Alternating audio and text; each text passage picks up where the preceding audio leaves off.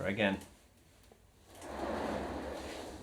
I'm a speaker, a writer, a person who you might be in a Zoom call with, somebody that you might be exchanging emails with, or somebody that you might be meeting formally or perhaps randomly after church or at a party or some other social gathering.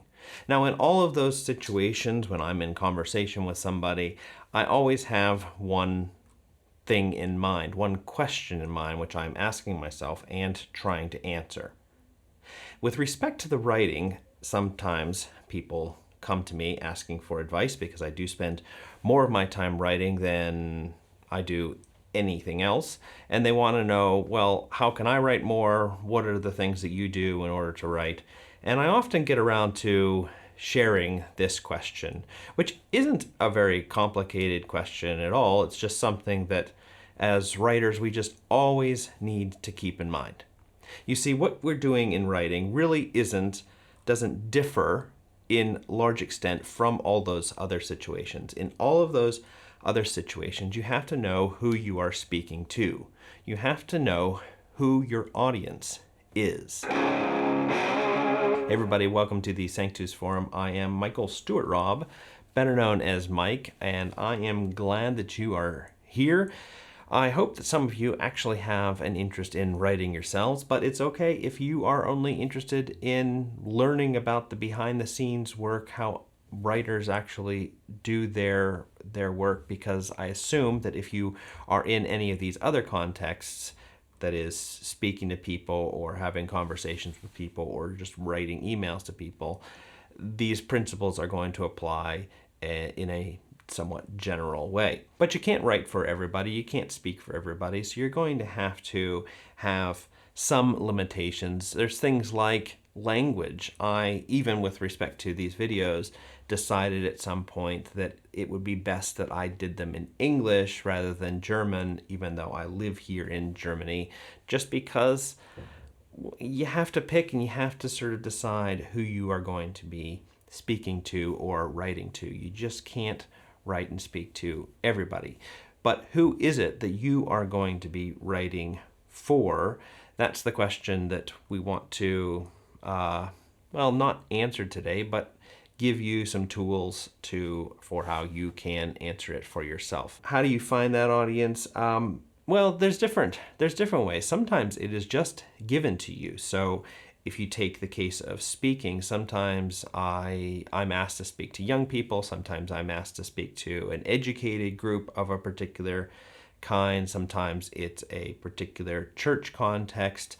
Sometimes I'm speaking to just a few people, and I have to, in all of these cases, just figure out who these people are, and that's the audience. It's already decided. I didn't have anything to do with it. Now, sometimes the topic demands a certain kind of audience. Now, if you are writing and you discover, hey, I'm writing epic poetry, that's great. That's a really beautiful way to express things, but it's going to have limitations with respect to its audience. Not everybody knows how to read epic poetry. Not everybody even knows that it exists.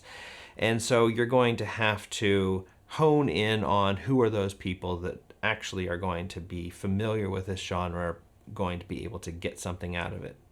Sometimes when I'm writing something, I discover that the topic doesn't really fit the first audience that I thought I was going to be writing for, and this happens a number of times. Most recently, I've been writing a book on God, and I thought it was going to be more of an introductory book, but I realized I can't handle this topic with an introductory audience. It's going to have to be a more intermediate group. Otherwise, the book's just not going to be able to be written. Now, those two cases are cases where the audience is kind of chosen for you.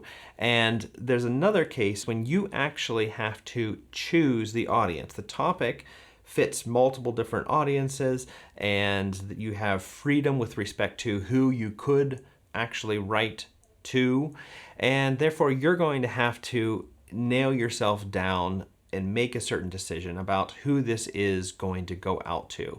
And there you probably are going to have to just search inside yourself and see who you have an affinity for or a heart for, whose lives would you like to see changed, or maybe it's a strategic question like these people are the ones who really need to hear this message, even though I could also give it out to that group as well. Sometimes there are strategic reasons for choosing an audience, but you're going to have to spend some time figuring out who that is, and therefore tailor what you are doing for that group, because you can't write to everybody.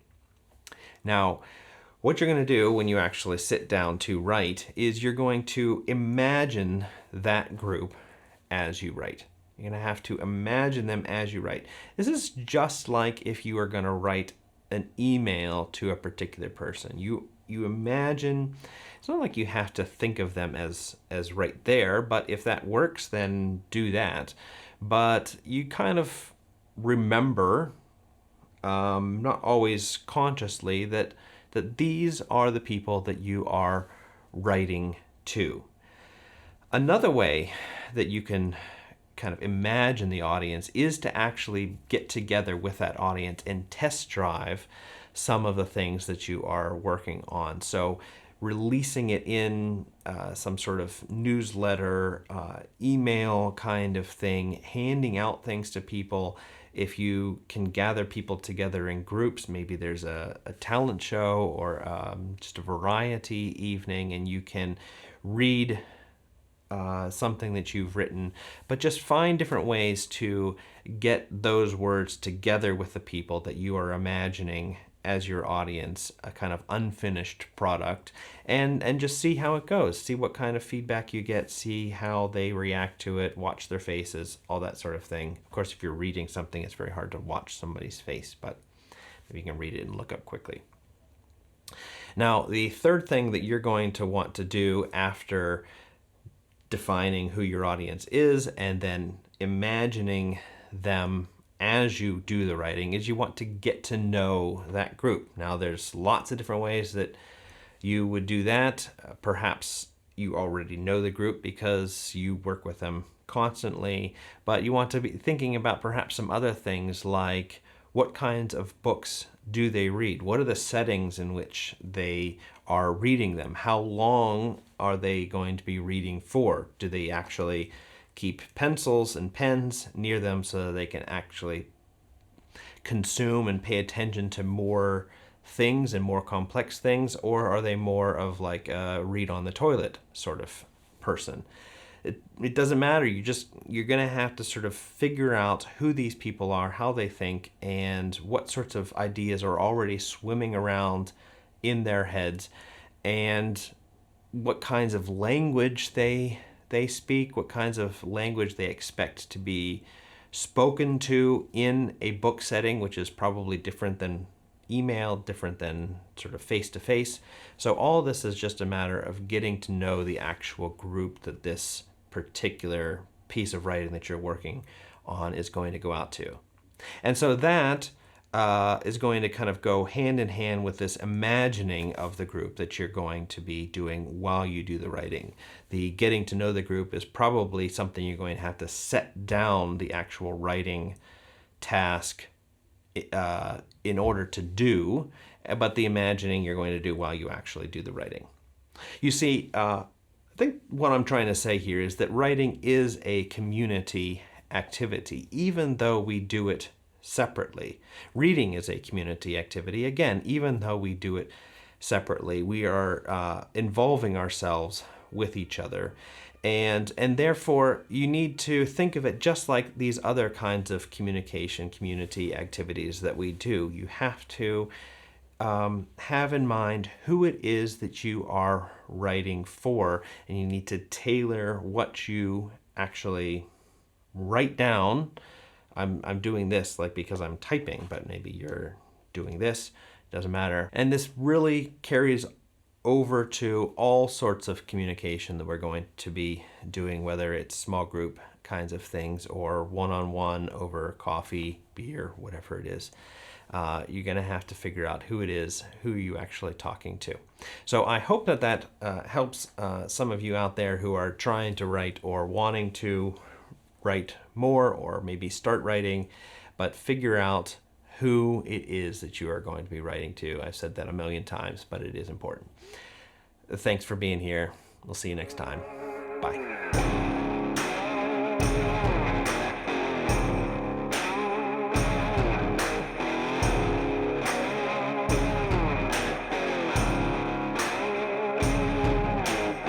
If you'd like to see some writing in a newsletter form, go over to Sanctus Institute. Just saying.